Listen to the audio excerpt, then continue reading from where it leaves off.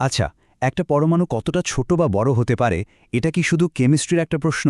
না, একদমই না। এটা আসলে পুরো মহাবিশ্ব কিভাবে তৈরি তা বোঝার একটা চাবিকাঠি। কেন কিছু মৌল একসাথে মিশে যায় আর কিছু যায় না, এর অনেকটাই কিন্তু নির্ভর করে তাদের আকারের উপর। আজকের এই বিশ্লেষণে আমরা পরমাণুর এই রহস্যময় জগতের আরও গভীরে যাব। চলুন শুরু করা যাক।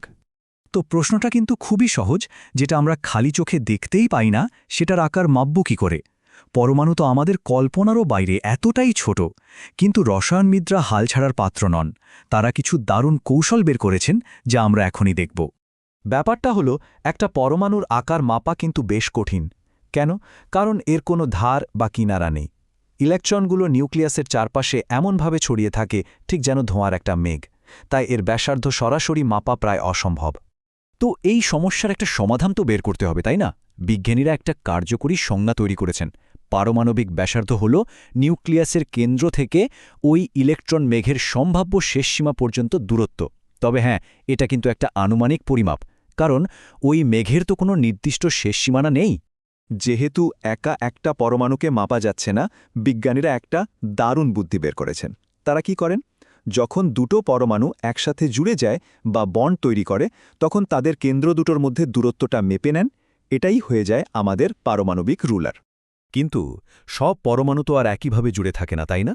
তাই পরমাণুটা কেমন তার ওপর নির্ভর করে মাপার পদ্ধতিও একটু বদলে যায়।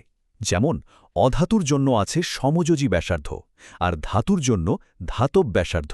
চলুন দুটো উদাহরণ দেখলেই ব্যাপারটা পরিষ্কার হয়ে যাবে। ধরুন ক্লোরিন অণুর কথা। দুটো ক্লোরিন পরমাণু একসাথে লেগে আছে। বিজ্ঞানীরা এদের নিউক্লিয়াসের মধ্যে দূরত্ব মেপে পেলেন 198 পিকোমিটার। তাহলে একটার ব্যাসার্ধ কত? খুবই সোজা, এর ঠিক অর্ধেক, মানে 99 পিকোমিটার। দেখলেন তো, ব্যাপারটা আসলেই কত সহজ। ধাতুর বেলাতেও কিন্তু নিয়মটা একই। যেমন ধরেন সোডিয়াম। একটা সোডিয়াম ক্রিস্টালে দুটো পাশাপাশি পরমাণুর কেন্দ্রের দূরত্ব পাওয়া গেল 372 পিকোমিটার। তাহলে সোডিয়ামের ব্যাসার্ধ কত হবে? ঠিক ধরেছেন, এর অর্ধেক, 186 পিকোমিটার। আচ্ছা, যে পর্যায় সারণীতে তো আমরা মাপার পদ্ধতি দেখলাম, এখন শুরু হবে আসল মজা। পর্যায় সারণী বা পিরিয়ডিক টেবিলকে বলা যায় পরমাণুর আকারের একটা ম্যাপের মতো। এখানে কিছু মজার নিয়ম আছে, যা জানলে যে কেউ বলতে পারবেন কোন পরমাণুটা ছোট আর কোনটা বড়। চলুন সেই নিয়মগুলোই জেনে নিই। প্রথম নিয়মটা খুবই সোজা।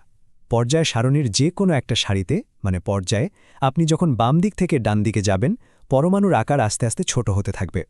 এই চার্টটা দেখুন, কি দারুণভাবে ব্যাপারটা বোঝা যাচ্ছে। দেখেন, লিথিয়ামের আকার যেখানে 152 পিকোমিটার, সেই একই লাইনে যেতে যেতে ফ্লুরিনের আকার কমে গিয়ে দাঁড়িয়েছে মাত্র 72 পিকোমিটারে। প্রায় অর্ধেকেরও বেশি কমে গেছে। কিন্তু কেন এমন হয়? এর কারণটা লুকিয়ে আছে নিউক্লিয়াসের ভেতরে। যখন আমরা বাম থেকে ডানে যাই, নিউক্লিয়াসে প্রোটনের সংখ্যা বাড়তে থাকে। ভাবুন তো, নিউক্লিয়াসটা যেন একটা চুম্বক, আর ইলেকট্রনগুলো হলো লোহার কণা। প্রোটন যত বাড়ছে, চুম্বকের শক্তিও তত বাড়ছে। ফলে এটা বাইরের ইলেকট্রনগুলোকে আরও বেশি জোরে নিজের দিকে টেনে নেয়, আর পরমাণুটাও যেন একটু গুটিয়ে যায়, মানে ছোট হয়ে যায়। তো বাম থেকে ডানে গেলে ছোট হয়, এটা তো বুঝলাম। এবার চলুন দেখি দ্বিতীয় নিয়মটা কি।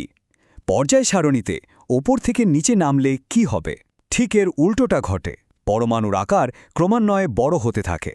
এই টেবিলটা দেখলেই ব্যাপারটা একদম জলের মতো পরিষ্কার হয়ে যাবে।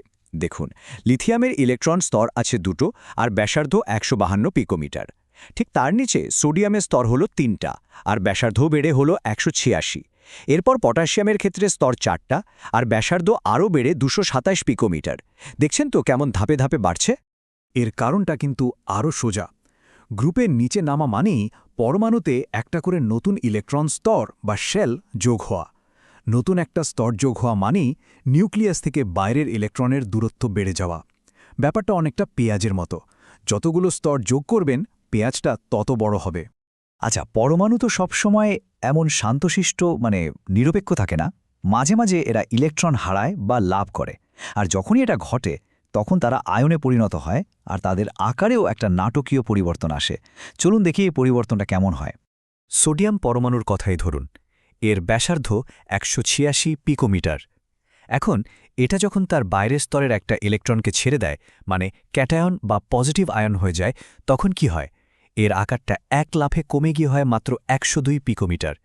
এর কারণ হল একটা পুরো স্তরই তো খালি হয়ে গেল আর বাকি ইলেকট্রনগুলোর উপর নিউক্লিয়াসের টানটাও বেড়ে গেল। আর অ্যানায়ন মানে নেগেটিভ আয়নের ক্ষেত্রে ঘটে ঠিক তার উল্টো ঘটনা। ফ্লোরিন পরমাণুর আকার ৭২ পিকোমিটার, কিন্তু এটা যখন একটা ইলেকট্রন গ্রহণ করে তখন এর আকার বেড়ে প্রায় দ্বিগুণ হয়ে যায় ১৩৩ পিকোমিটার। কেন? কারণ নতুন যে ইলেকট্রনটা এলো সেটা অন্য ইলেকট্রনগুলোর সঙ্গে একটা বিকর্ষণ বা ধাক্কাধাক্কি তৈরি করে, ফলে পুরো ইলেকট্রনের মেঘটা ফুলে ফেপে বড় হয়ে যায়। এখন চলুন একটা খুবই মজার কেস স্টাডি দেখি।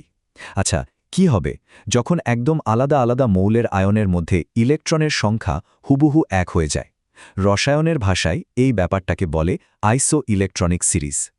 এই টেবিলটা দেখুন, নিউক্লিয়ার চার্জের ক্ষমতাটা কি দারুণভাবে বোঝা যাচ্ছে।